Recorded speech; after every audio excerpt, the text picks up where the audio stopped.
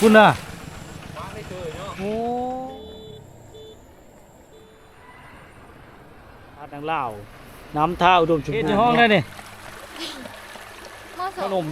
ชามทงนี่แหละพี่น้องไอ้เนาะสาวชนบทกินข้าวเหนียวครบอยู่นับเบิ้งใจเย็นๆว่าต้องเช่นชั้นครับน้องที่เป็นกำลังใจให้น้อง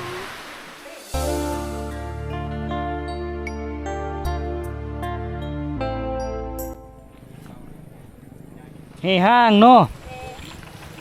คุณน่ะ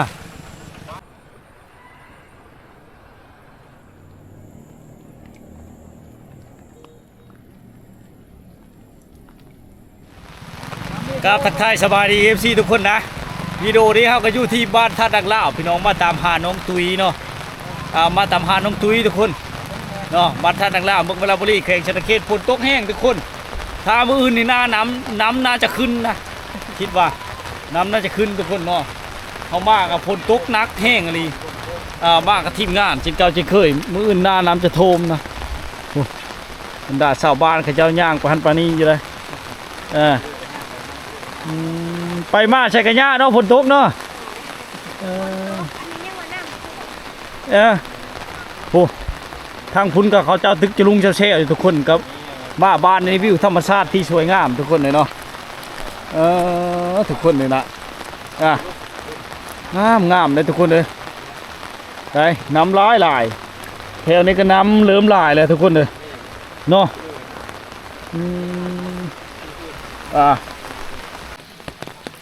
มาบ้านนี้ก็ถือว่าย่อมครับบ่ว่าสิย่ามฝนตกหรือว่าแดดออกวิวธรรมชาตินี่ก็งามทุกคนเนาะได้โชนพักโชนหญ้าเขาเจ้ากับฝนตกหลายทุกคนได้เฮ็ดคือกบมะฮุ่งเขาเจ้านะที่ดกนี่เนาะมันก็เริ่มเหลืองเริ่มหยังได้ทุกคนเลยเนาะโอ้นี่ชาวบ้านตึกจะลุงทุกคนโอ้ทุกคนเลยเนาะได้มานนี่ว่าถึงจะลุงนะฮะโอ้ถืออะไรนะโอ้มานนาลีมาเห็นชาวบ้านเขาเจ้าตึกจะลุงแล้วก็วิวธรรมชาติที่สวยงามทุกคนเอ้ยหมอกทะเลเนาะทะเลหมอกว้าเถอะตาสะออนวิวธรรมชาตินี่ทุกคนเฮ้ยหมู่บ้านนี่เนาะป้าเตอตึกจะลุงกับกังจองเนาะเบิ้งเดียวก็ได้เจ้าเก่งเลยเนาะเบิ้งเด้อโอ้หากมาตึกบ่นี่ไก่พ่อปุ่นพ่อเจลอะไรเลิกผู้ชายได้ลายมาเด้อขอเบิ้งเด้อฮะผู้ชายกับผู้ชายเบิ้งได้แต่ทางหลังทุกคนเด้อปลาขมุนปลากระบอกเนาะเว็บหาเนื้อล้อมันชื่อมีแห้งชิบุทึกว่าบ่ฮะ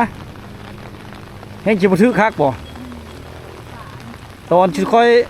นี่ได้ทุกคนในตอนที่เฮามาถ่ายถ้ำจนลาบุจะทึกได้เพราะว่าอ๋อเลยมันโป๊บเมื่อไรป่าน่ะ น้ำนี่มันเคยลงอยู่บ่เนี่ยนะหรือช้ำนี้ตลอดบ่พ่อมาอีกแล้วว้ายแสดงว่ามือนี่น้ำท่วมไปแล้วบ้านทางดังลาดจังหวะเนาะมือนั้นน่ะได้มือเฮามามันได้แห้งท่วมขึ้นนี่เนาะขึ้นล้นเลยทางโอ้ฝนตก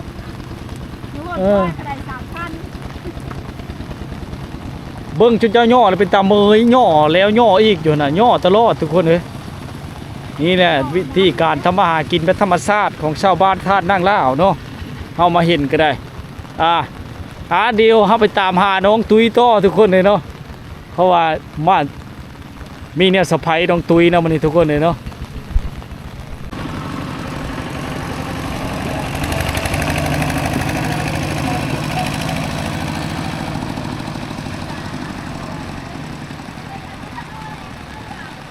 ป้อนกับฝนตกเลยก็มันน้ำท่วมเดินนี่เขาเจ้าก็เอามาเลี้ยงอยู่บ้านเลยก็เข้าแรงทุกคนเลยแรงก็คือตารางเฮิร์นเนาะเพราะว่ามันยุ่งยากย่ามนี่ฝนตกหลายทุกคนเลยนะเนาะเดี๋ยวเธอยุ่งยากทุกคนเลยนี่แหละเนาะธรรมชาติที่สวยงามนั่นก็คือบ้านท่าดังล่าวทุกคนบ่ว่าสิฝนตกหรือว่าแดดออกเนาะฝนตกวันนี้ก็เราจะเห็นทะเลหมอกที่ภูเขาได้ ทุกคนเนาะนี่แหละธรรมชาติที่สวยงามทุกคนเลยงามเนาะชาวบ้านเขตนี้ผู้หญิงกระตึกแห่เป็นทุกคนหากเห็นได้นี่ได้ชลาผู้จะเห็นนี่ทุกคน ซื้อก่อนไม่ได้ แห่ห้างเนาะ แห่ฟัง คุณน่ะโอ้ยทุกคนเลยหากก็เพิ่งเห็นนี่แหล้วผู้หญิงก็คว้างแห่ได้วางโค้งเลย เราเคยคว้างตลอดเลยเนาะ ประเทศฟังนะ เย็ดวาง ครั้งแรก เด้ถือเลยในป่านะทุกคน เชื่อปลาเลยเพิ่งไม่ได้ถกเลย เหลือ คือเอาจังหวะแค่แบบนี้ เป็นเจ้ากันเนาะเก่งอะไรคว้างแห่เป็นนี่ ชื่อเลยแห่เราที่เลย กันนี่ ห้าคือก่อนอ้อ ผู้เจ้าบ่ผู้นั้นน่ะ นี่แหละนะ มีแมน คนละคนเขาอีก คนละคนผู้เจ้าก็ตั้งห้าผู้เจ้าบ่ได้ตึกแห่เป็นบ่ผู้เจ้าน่ะ เด็ดที่แล้ว จังว่าบ่เป็นกระชอนแล้วนะเจ้ากะ โอ้ยว่ายอกว่าหัวพี่น้องไทยบ้านเนาะ แห่ฟังนี่หนู ชาวบ้านมันตึกแห่ทุกคนเพิ่งหาเห็นเนาะตึกในคลองน้ำไหลเลยได้คลองมาแต่พุ่นแหละ ทุกคนเลยมาแต่หัวพายพุ่นเนาะเราก็พอได้กินอยู่ได้ปลาก็ได้ปลาช่องจับโตเห็นเราคว้างบัดเดียวนี่ทุกคน แม่เมื่อละ ได้แล้วจนเอามื่อแล้วโอ้พี่น้องเลยเฮ็ดบึบโอ้ รัดตามโค้งนี่แหละปลานี่มันไปเยอะเนาะ บัดใดบัดบ่นะทุกคนนะ เคยได้ยี่บ่ตัวใหญ่กะ ได้อยู่น้ำท่วมได้ โอ้น้ำท่วมมาได้เนาะตัวใหญ่เนาะ เขาเจ้าเคยได้ทุกคนเลยเนาะ พายเนาะ เราได้มาขวางได้ปลาเขาปล่อยมันเอาอีหนู ได้หมดปลาโป้อยพุ่นได้ทุกคนปลา ค่อยน้อยก็ได้ ปลา เนาะ ใหญ่ปลาปะปลาเกล็บปลาปะปลาในปลาญาทุกคนเลย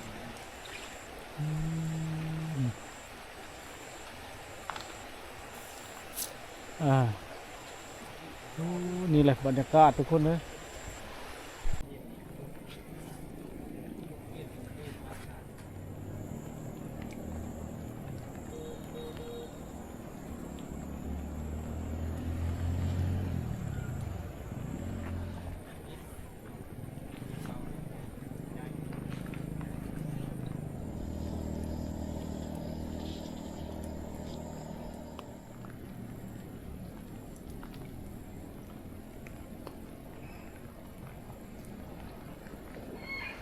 น้ำไหลตลอดแรงตลอดฝนตลอด24 ชั่วโมงทุกคนวานทัดนางเล่าวน้ำท่าอุดมสมบูรณ์เนาะน้ำท่วมอยู่แต่ว่าท่วมมันลงไว้ทุกคนเลยเฮ็ดเธอได้เฮ็ดเธอเขาก็นี่ตายลายไปเลยนะทุกคนนะเนาะ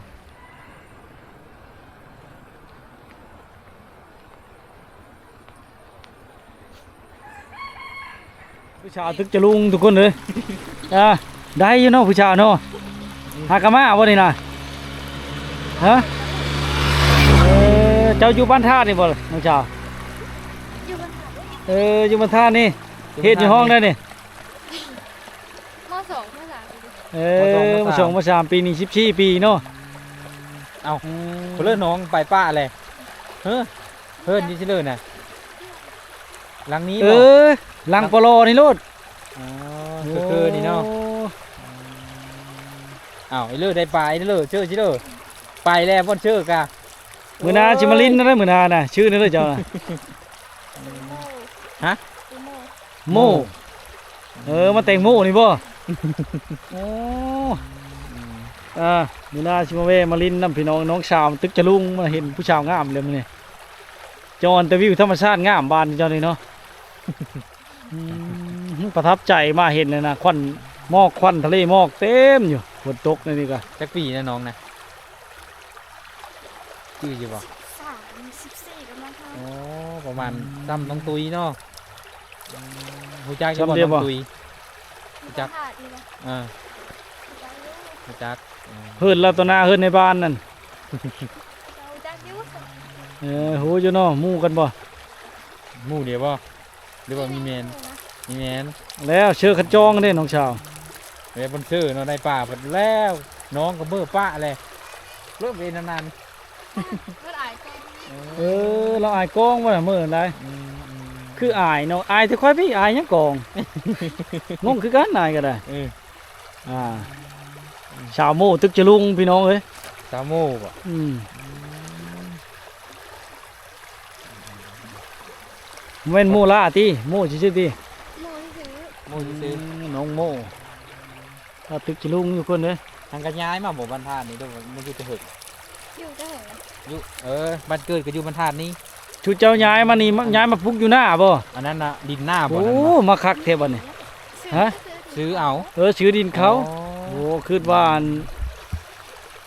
นั่นจะดอก คือว่าดินหน้า คิดว่าดินหน้าเลยโอ้มันก็คักแล้วหน้าออมเพื่อนตัวเองชุดยอดเลย ดูนี่มันไม่ท่วมแม่นอนน้ำมันเนาะพอผีมันมีท่วมแม่นบ่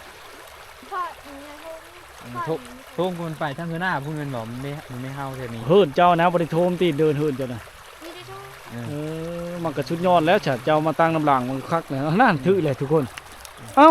ตกจำทุกคน ปลาซิวเนาะปลาโนด นี่ชื่อเลยบอนชื่อบ่นี่ ชื่อปุ๊บเลย เลยโอ้ยน้องอายกล้องมือเลย แลนมาเลยได้อพุ่นน่ะบริยูเลยได้มือเฮิรนเลยได้ละเอ้ย เอาเสื้อกันจองเลยกันจองโทรศัพท์อีกโอ้ย ไปเฮ็ดนี่ใช่เจ้าน่ะเฮ็ดอยู่มชบ่คนงามพุ่นเออมชเมืองว่างหันลงแล้วเขาคนงามเลยทุกคน เห็นไหมเห็นคนงามมันลือเลยโอ้ย เออ นี่แหละมาเห็นชาวบ้านเขาตึกจะลุงนะพ่อได้อยู่ได้กินทุกคนเลยแต่วันนี้เชื่อพัดเอาเมอเลยอ่ะมื้อหน้าสิมาแวะมายามเด้อน้องชาเด้อแวะลินน้ำพี่น้องเนาะน้องโมเพิ่นอยู่ปลอนี่โลดเคินปลายทัดนะบ้านทาดนี่สบายบาทนี่ เพิ่นหลังบีบเลยเนาะ เพิ่นหลังทวีตเลย เออ เพิ่นหลังได้เด้พี่น้องแถวนี้ได้โอ้แม่นบ่เด้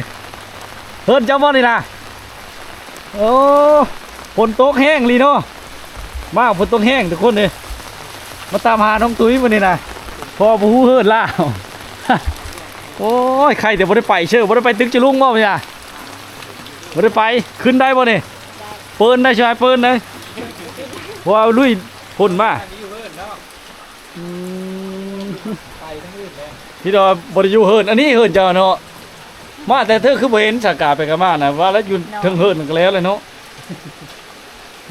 เอาเลยพับกับไรใช่มั้ยนี่บ่มีแนวมาเฮ้อเด้อขนมชามทงเออ เลิกนะเจอกันฝนเฮาไปเลยบ่ บ่ได้อยู่มอด ถามมา อันนี้เฮิรนถามหาเฮิรนมาถามพระเจ้าหันโอ้ยอยู่แคมป์ทางว่ะ ใครในเฮิรนอยู่แคมป์ เบิ่งชายอ่ะ หาสบายอยู่เลยนึ่งข้าวแล้ว กำลังเอ็ดอยู่ให้กินบ่เฮ็ดพี่เลยนึ่งข้าว นึ่งข้าว โอ้ไปเข้าไปเลย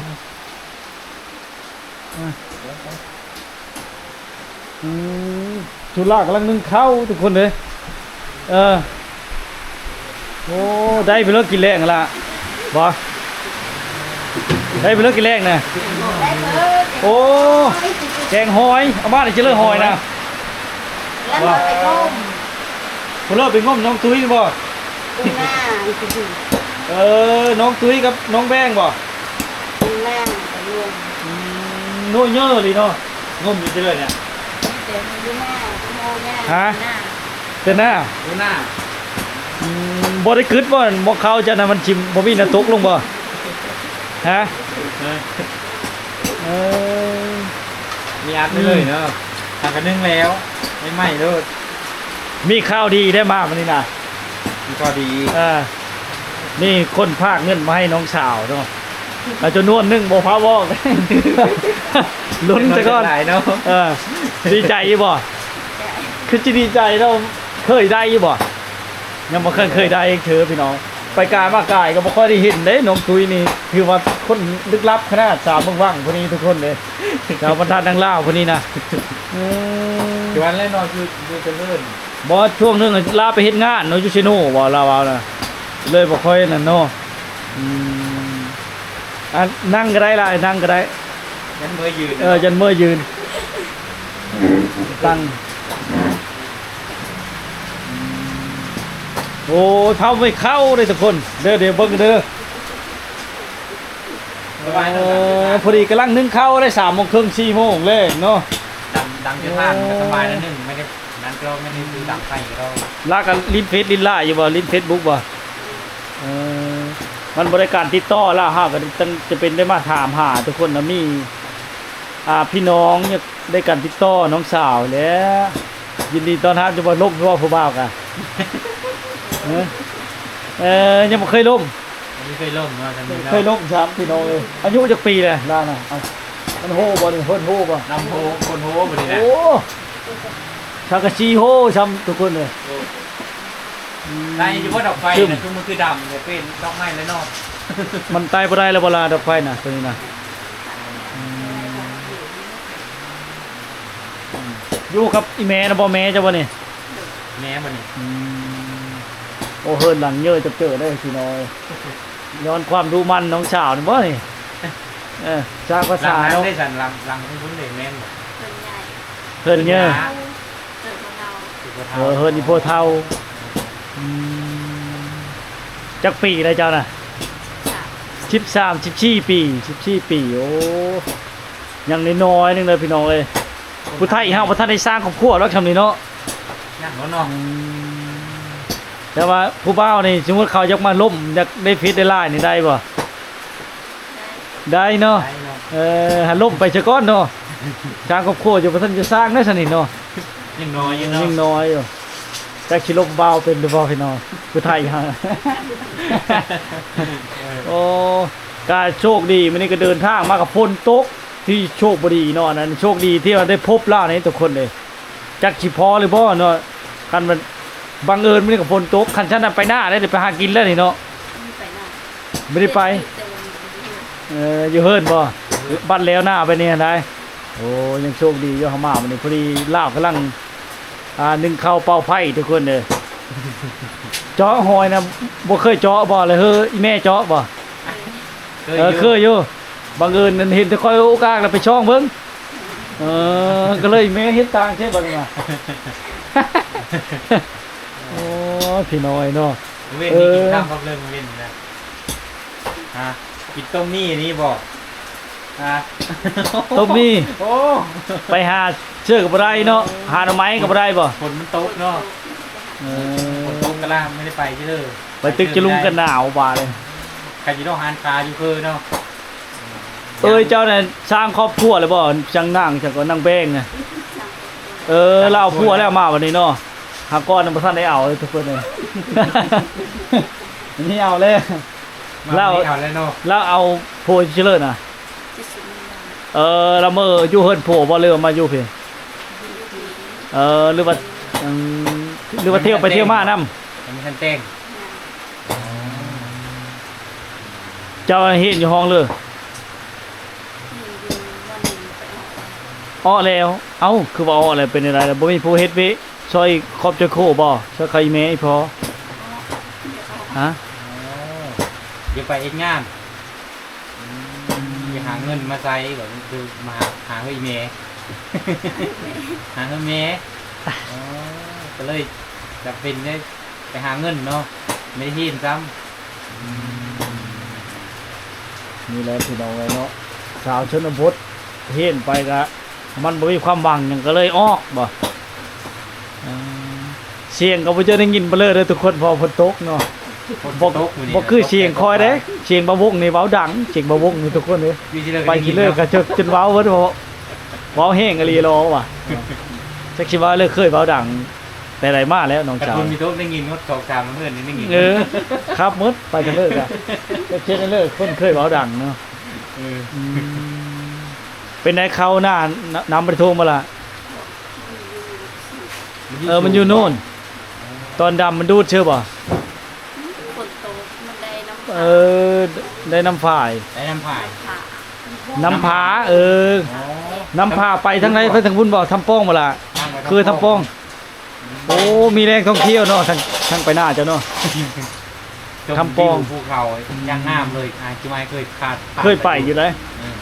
แต่บ่ฮู้ว่าหน้าชุลาอยู่ทางใดเนาะคือเอาแหละช่วงมาอยู่ช่วงดำหน้าก็บ่เห็นลาจักเธอ ถ่ายก็เลยบ่ได้อัปเดตให้พี่น้องเบิ่งเลยเมื่อก่อนเฮาก็เห็นตอนช่วงลาวไปซักเสื้อผ้าทุกคนไปซักผ้าซักแพร่นี่แหละในห้องน้ำน่ะบ้านหลังนี้อุดมสมบูรณ์ไปทั้งธรรมชาติทุกคนเลยวิวก็งามชาวผู้ไทยก็งามเนาะ ย่ำเวลาน้ำไฟฟ้าดับนี่ไปอาบน้ำที่พุ่นได้เนาะพี่น้องเนาะ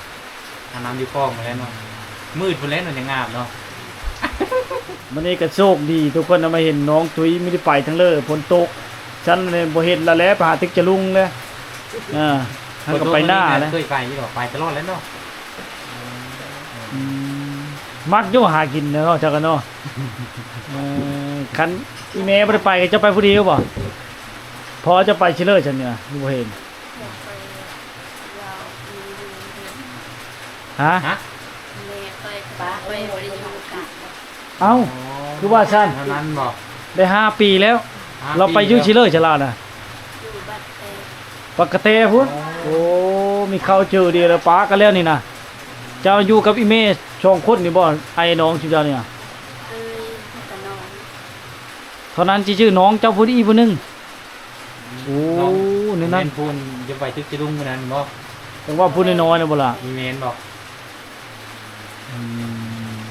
ผู้หญิงนี่ผู้ชายน้องผู้หญิงไม่ได้อายเลยบอกอ๋อไอ้เลิศสบัดหน้าเนี่ยจะพูดเลยใส่หน้า เคย อาศัยไอ้เคยนี่ อืมก็ช่างกันยากเนาะ ฉะนั้นกันไม่ได้ไอ้เคยกันไม่ได้ผู้เฮ็ดเลยใส่เองก็ จ้ามีช่วยค่ะ จ้างอ๋อจ้าง ช่างกระจ้างอะเนาะชำระนี่ได้แต่ครับเล็กๆน้อยๆไปหน้าปัจจุบันน่ะเจ้าว่าเคยครับน่ะไทยหน้าน่ะมันนักพูดถึงบ่ไหวเนาะไปกับแบบบริบุญปู่มันป้าอาศัยไปหน้าอันนี่ชื่อเนาะ ทางสุขสบายอยู่ ได้ทางนั้นน่ะได้ป่าบ่ ป่าท่านน เนินน่ะ ไปเลย ป้า ได้ป่ามาเรามาตึกจะลุงนะ น้อยเป็นจะลูก น้องกันนั่งตุ้ยนี่บ่ ตึกจะรุ่ง นี่แหละหาอยู่หากินแบบธรรมชาติทุกคนเลย ป่าอยู่ น้ำผายไหลมากทุกคนเลยพอได้เชิมกับหอยแล้ว ทั้งหอยพร้อม ถ้า เนาะ กับบ่มีแนวต้อนแล้วนะมีแต่ขนม2 จักรถงซื้อมาเพิ่มทุกคนเลย30-50 พันหนึ่ง ให้มาแต่งบอกเลยโอ้นั่นบนน้องน่ะนี่บอกคนนี้บอก ผู้ไปตึกจะลุงนี้ชูเจ้าตั้งชิดุคู่คนเนาะชูเจ้านี่เนาะนึกแล้วอันนี้เชื่อถึงวันนี้ก็ขัดผลประตูกันแล้วจ้อยพี่น้องไอ้ถามหาพอแห้งแล้วเพราะว่าการติดต่อก็บ่ได้เฮาก็ได้สิได้ก็ได้มื้อนี้แหละน้องตุ้ยนี่เนาะชื่อลินกับตุ้ยชื่อลีกับตุ้ยบ่ที่ว่า น้องเฮ็ดจะเก้าเลยค่ะที่นั่นเราที่น้องเฮ็ด ตุ้ยคือเก่า ตุ้ย ได้ก็สบายเนาะแต่ว่าคนเพิ่นบ่ได้ตุ้ยเลยทุกคนเลย คนจะไม่ได้ตุ้ย พอดีงาม ตุ้ย พอดีมิหน้าฮักเว้ยพี่น้องเนาะแล้วก็สะดวกสบายนะมาเห็นเนี่ยเพราะว่านึ่งข้าวเราใช้ถ่านทุกคนเลยก็จะชื่อเอาเนาะถ่านนี่ล่ะ ชื่อเอาบ่อทาง ชอบเทเลอร์บานเฮาเนี่ย 50 ชอบ กอบใหญ่นี่ดิ 50อันชื่อแต่ย่ำแหลงคุณบ่ ชื่อไว้เนาะ ชื่อไว้แต่ย่ำนั้นนั่นได้พี่น้องเนาะตั้งแต่เฮิรนนี่เฮ็ดตั้งแต่พ่อจะยังอยู่พุ่นเลยเนาะ ได้ยินหลายคนได้ถามว่าเฮ้ยรถคันนี้ขายบ่รถจอดเจราน ฮะ ถ้าจะเห็นคอมเมนต์อันตัวเราตอนนี้พอเยอะค่ะเดี๋ยวมีเจ้าขอเราจะเดินใหญ่ เพื่อนนั่น รถจนเจ้าเองบ่น่ะ รถเตะใหญ่รถ รถอีโพเท้าพุ่นเขามาจอดอยู่นี่ชื่อๆโอ้มาเห็นนี่เฮิรนเจ้าตุ้ยมีรถใหญ่เด้บ่แม่นเนาะ รถเขา ทางเขามาจอดไปซื้อเนาะ รถพี่น้อง มันเวทีจอดแล้วก็มันจอดอยู่นี่เนาะเหมาะสมพี่น้องเลยได้อายขึ้นเด้เขาเราทุกคนเลยเนาะ ทุกไว้อยู่ด้านนอกเขาเนาะหนึ่งจะทาน เมนูเจ้าเช็ดนั่นเลยหอยนะ ที่อ้อมบอก แกงกินอ้อมกินผักกระพู้ผักอีเลิศทุกคนเลยบ้านคอยก็เอิ้นผักกระพู้บางคนก็เอิ้นผักอีเลิศเอิ้นคือเดียวเนาะผู้ไทยคือเดียวแล้วพี่น้องเทนี่บ้านท่านนางลาวงามสาวผู้ไทยเมืองว่างพี่น้องเลยเนาะที่เห็นนั่นแหละเพื่อประกันชักชาติเวลามีข้าวดีมื้อนี้ก็สิ มีผู้ใหญ่ใจบุญพี่น้องทั้งสหรัฐอเมริกาทุกคนฝากอ่านน้ำใจรางวัลเนาะมาให้ความขยันของน้องคือเว้าอะไรมักหาอยู่หากินทุกคนเลยอันมื้อก่อนก็พอดีปั๊บเพิ่นจะไปหาอยู่หากินเฮาก็ถ่ายทำน้อยเดียวนึงนะแล้วก็เห็นว่าลาวบ่มีเงินตืมบัตรทุกคนบ่มีเงินตืมเน็ตเนาะเลยให้กำลังใจลาวทุกคนมื้อนั้นเนาะจำนวน$100ทุกคนเนาะกับไปเลขไปกดเอาในธนาคารมาให้แล้วครับผู้แลแต่เมืองวิระแหละเนาะเดินทางมากอะแต่ว่าทางเนี้ย2 ชั่วโมงครึ่งมานะมาแต่พุ่นนะแต่เมืองวิระนะเพราะว่าพุ่นตกเด้มื้อนี้ก็ ตกแน่ให้ดี ได้อยู่2,200,000กีบนะทุกคนต่อ$100เนาะช่วงนี้ก็ขึ้นบางเทื่อนะช่วงต้นปีนะได้แต่2 ล้านกีบนึงได้ตอนนั้นนะเนาะ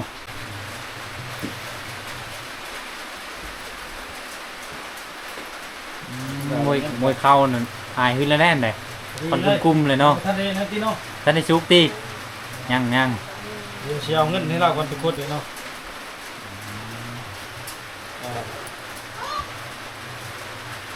เงินจำนวนอยู่2,200,000กีบทุกคนเนาะแล้วก็ขนมเฮาซื้อตั้ง5เนาะขนมทุกคนเนาะนับเบิ่งล่ะนี่เป็นพัดเด้ นับผมด้วยครบอยู่ นับเบิ่งใจเย็นๆบ่ต้องเช่นชั้นครั้งเคยได้ทั้งยินบ่นี่ เคยได้อยู่ บ่แล้วมีพี่น้องฝากมาให้บัดนี้เคยมีบ่ เด็กเคยได้ดีดอนะเคยได้บ่มีเคยเลยเนาะ เคยก็เลยเช่น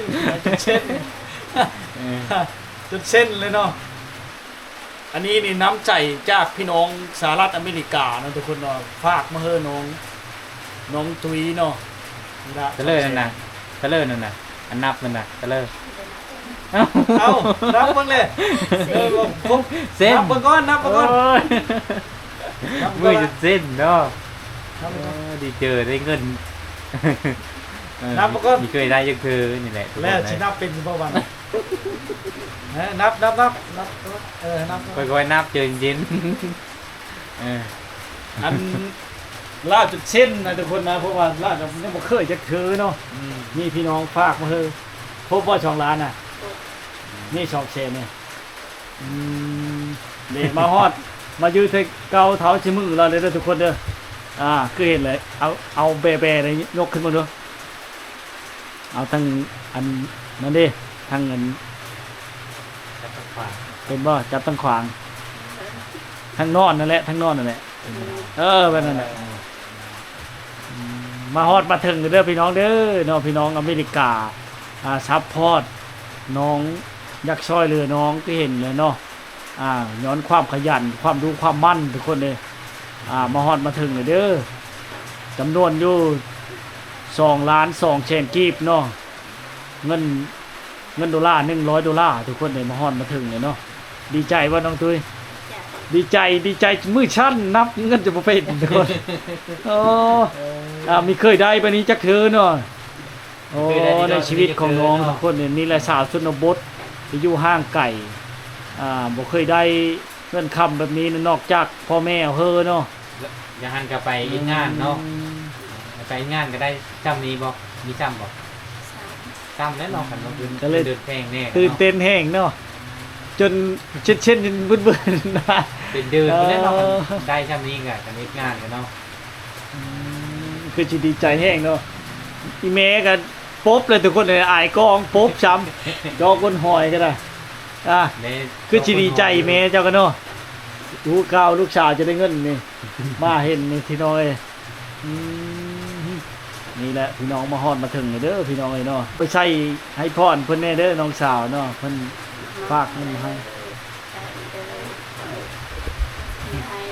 น้องที่เป็นกำลังใจให้น้อง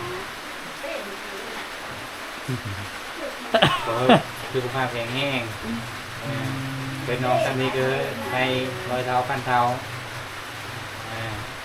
โอ้เราก็เว้าบ่เป็นนะทุกคนจะคิดเลยเนาะใช่คนเก่งเลยแล้วนี่ในน้ำเป็นสะพานบุญเนาะนี่ก็สิไว้ใส่ให้พร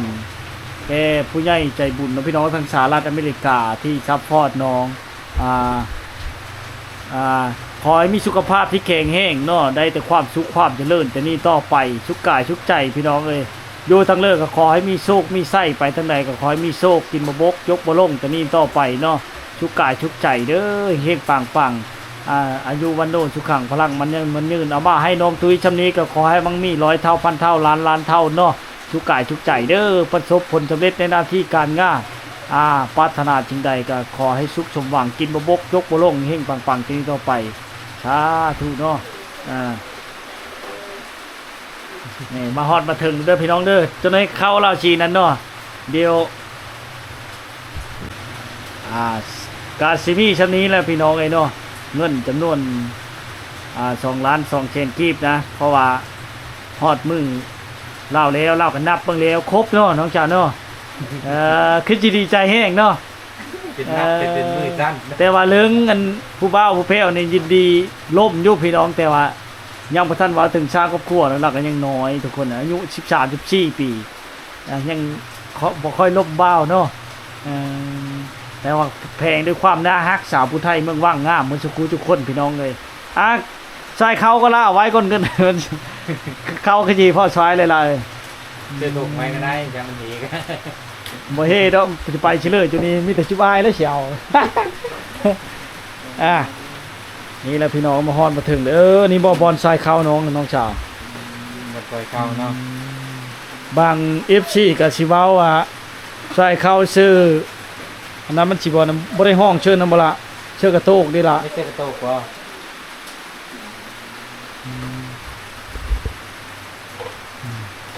นี่แหละพี่น้องความรู้ความมั่นของสาวชนบทเนาะห้องเซกโตเป็นไงแน่นอนมันสูงชนลายก็มีแต่ล่าเลยเฮ็ดเวยงานเนาะอีเมบ่ได้ชูเฮ็ดเลยเนาะโอ้ซาดเราอยู่พุ่นเลยทุกคนเป็นตาย่านพลาดระวังพลาดเด้อน้องชาวเว้ยเพิ่นนี่ตามเบิ่งนี่ก็ต่อได้เลยเนาะเพิ่นนี่เนาะไปมาหาเดียวที่ต้องลงที่ดินเลยนะสบาย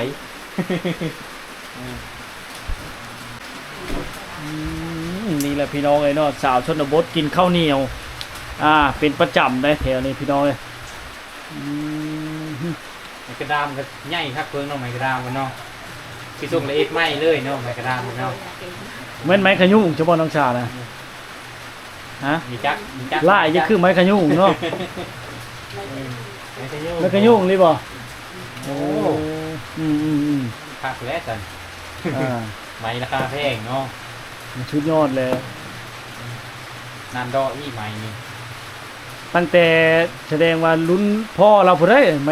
ไม้ขยุ่งเนาะคุณบ่เรียกว่าชื่อเอาบ่ล่ะอีพวกเท่าให้เธอโอ้ยขึ้นมาพ่อเราพ่อแม่เนาะอีพวกเท่าพอตูพ่อของแม่เล่าทุกคนเลยชีวิตอาภัพนึงเราก็ได้ขาดพ่อทุกคนเลยมีแต่แม่เนาะอยู่กับแม่แต่บังเอิญมื้อนี้แม่แล้วจอกุ้นหออยู่ดีก็ปุ๊บเลยอายกล้องทุกคนอายกล้องแม่ไปแล้วอันนี้ก็เก้อเขินๆอยู่นี่มาให้อายลูกสาวกันยังอายพี่เดียวเนาะโอ้นี่แหละบรรยากาศทุกคนเลยอันนี้เห็นนะตึรุงมื้อนั้นก็ยันไม่ได้ท่ายไม่ยักอย่าไปตึรุงขมั่งนี่ชื่อนึงก็จะเล่นปุ๊บเลยทุกคนเลยเล่นขึ้นเลยอายคือเห็นเพื่อนจะนึงกับแบบลบลงมาอีกขาได้เชื่อว่าท่านในปุ๊บเลยเนาะโอ้ยพี่น้อยนี่แหละสาวชนบทวี่กับบ่มีใช่บ่ล่ะไม่วี่พอไม่ได้ไม่วี่มีประจำเนาะกินมีนะไข่โยทงแดงนะเบิ่งเอฟซีมาเบิ่ง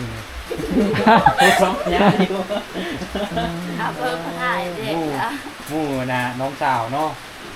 มู่น้องสาวล่าน้องของน้องสาวมู่น้องของน้องผู้ใดน้องสาวเจ้าน่ะผู้นี้บ่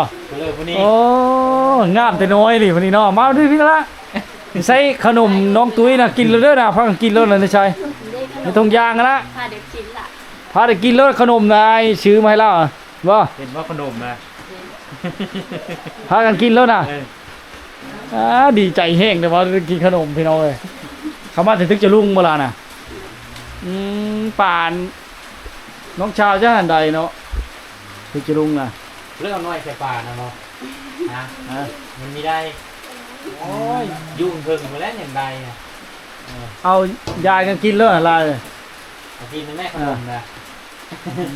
นี่แหละบรรยากาศ น้องสาว คนตกมื้อนี้ก็เฮ็ดเธอยุ่งยากเด้น้องตุ้ยกันเลยทุกคนเด้โอ้อันนั้นก็ซ่านแล้วเนาะโอ้ยุ่งยาก กุ้งน่านโอ้เนาะ น้องกุ้งนางบ่นี่ กุ้งน่าน สบายดีล่ะสบายดีเฮ็ดให้น้องเลยล่ะป .5 อย่าอ้อคือเอ้ยตุ้ยเจ้าเด้อเฮ็ดให้มันจบก่อนจ้ะอ่า ดูสาวลา คันได้ทิ้นฮ้อนไปเฮ็ดนั่นล่ะเนาะโอ้นี่ล่ะพี่น้องเอ้ยมีแต่ป่งลงบ่ล่ะ ปรุงลงแล้วต้มหอยต่อบ่ เราสิแกงหอยติแกงเป็นบ่หอยน่ะบ่เป็นบ่เคยแกงแล้วบาดนี้ไผสิแกง นะ แกงหอยยังบ่เคยแกงพี่น้องเอ้ย จันมันมีแซ่บเนาะแต่ว่าเป็นอยู่ต้มเอาเสื้อหม้อได้ค้างขึ้นคือเป็นอยู่ แต่ว่าเสื้อเครื่องปรุงก็ยังมีแซ่บเนาะ ต้องให้แม่เนาะแกงเนาะแม่ป๊บเลยทุกคน เราอาแห้งนะทุกคนนะ เนาะอากาศชะมีแล้วนะพี่น้องก็คือเห็นนั่นแหละสาวชนบทเนาะลากก็เพิ่งถึกถ่ายทำครั้งแรกมาถ่ายอยู่เฮือนอยู่ซ่านมื้อนี้ เพราะว่าขมั่งอันนี้ก็คันบ่มีผู้ฟ้างเงินให้นี่ก็ยากสิได้ถ่ายจ้านี่เนาะแม่นบ่อันนี้ก็ขมั่งนี่เฮ็ดให้ทุกคนเลยเคินๆได้อายเพราะว่าบ่เป็นครั้งทำอิฐที่เฮาได้ถ่ายมื้อทำอิฐอะไรก็คือถ่ายตอนเราซักเสื้อผ้านั้นทุกคนเนาะในแม่น้ำในคลองน้ำหันไกลเฮือนเราพาทางหัน ได้หึงนะบ่ซักคือ แต่หึงแล้วตั้งแต่เดือนชงเดือน3พุ่นเนาะ ช่วงย่ำหนาวพุ่นเนาะ เดือน3ช่วงนั้นพุ่นแหละ มื้อนั้นน้ำไฟดับบ่ยังไปซักคืออยู่พุ่น บริดักข้าวหนึ่ง ห้างอย่าไปซัก พอดี บ่ เจอบ่เนาะ ดีเจออายมากพอดีบ่ได้อันนั้นบ่มีตู้ซักผ้าบ่ได้เฮิรนนี่ มีแต่คือ เออ ใส่น้ำกระเทา ใช้น้ำอีพ่อเฒ่าแต่เฮิรนชุดเจ้านี่เองนี่บ่มีก็คิดจะได้บ่อยู่ได้อยู่ ได้อยู่ แต่ยังบ่มีทึนฮ้อนชื่อเนาะโอ้แพงในตู้เย็นนี่ก็เกือบตู้จักรพานี่ก็เกือบหมื่นพุ่นเด้อทุกคนเด้อ5ล้านป่าย6ล้าน อ่า 8-9,000 บาทพุ่นเด้อ 9,000 บาทพุ่น ห เล ลาย ยหมื่นเลยจ้ะพอดี หมื่นพุ่นแลไหนทุกคนเด้โอ้หมื่นหนึงก็พอดี$300พอดีคันว่าใช้เงินดอลลาร์มันเข้าเดียวได้300ก็มันพอดีแล้วนะพี่น้องเลยเนาะนี่แหละคือบรรยากาศเฮือนน้องตุยเนาะก็สิมีช่วงนี้แหละพี่น้องเอ้ยฝนตกเนาะอยู่ไปก็ลาวแห้งเกยแห้งเฮิมพี่น้องเอ้ยว้าวเลยเนาะถ้าใครอยากติดต่ออยากมาโอ้ร่มอยากมาเที่ยวมาชมครับมาสู่หัวลาวไปกราบไหว้ขอพรพระธาตุนางลาวก็ได้เนาะได้บ่ พาไปที่ว่า พา เนาะ ไปเนาะบ้านเจะหูมดเพียนี่เนาะเขาเขตบริเวณบ้านพาที่ชมบ้านก็ได้เฮือนเราก็คือแคบท่านทุกคนเฮือนน้องตุยเนาะแห่งท่องเที่ยวก็แห่งหลายเนาะทางลาวโหพายทางป้องหนอง แม่ กระ น ดา โหพาย เนาะ โหพายนี่ เป็นก็ท่องเที่ยวทั้งหมดเที่ยวนี้ เพิ่นเป็นตาดหยังก็ซุนเซ่เนาะ ตาชุน ตาด เซ่ คุณเซ่บ่หรือซุนเซ่อะไร คุณเซ่บ่ ตาดเนี่ยง เป็นรีสอร์ทคุณเซ่บ่ ต้องเรียกว่าเคยสิ โอ้ไม่ได้ไปเลย โอ้มันไปเลยค่อยก็ยังบ่ได้ไปจากเธอเลยตั้งแต่อันนั้นนี่นะคือว่าตาดคุณเซ่รีสอร์ทนี่แหละ ประมาณนั้นแหละ เขาว่า เป็นประมาณ เขาว่าขอให้เชื่อมีแต่หูพายนาเตอร์แล้วคอยบ่เคย แถวนี้เขาเอิ้นโหพายที่เก้าเลยเนาะเขามี หู เซ่ พาย เนาะเป็นคนเครียดอื่นมากคือว่าเป็นอื่นคือไม่ ในเลิกก็สิได้กลับก่อนแล้วน้องสาวในเลิกกับมื้อหน้าสิมาเวมายามมื้อสิมาทักทายใหม่เนาะมากับปั๊บพอดีเรากำลังเฮ็ดอยู่เฮ็ดกินทุกคนเราก็คือได้อายแน่คือเพิ่มในยังบ่ลืมกองว่าซะครั้งแรกครั้งที่พอดีก็เกิดกันคืนนี่แหละสาวผู้ไทยแพงไปด้วยความน่าฮักความงามพี่น้องเอ้ยหาผู้เลยสิทอดสาวผู้ไทยเมืองวังอังคำต้นกำเนิดของเผ่าผู้ไทยก็คือบ้านท่านางลาวเนาะก็มีพระธาตุนางลาวคือบ้านคู่เมืองทุกคนเลยเนาะสิได้กลับป้านแล้วน้องชายเด้อบ๊ายบายมื้อหน้าพอกันใหม่เด้อน้องชายเด้อ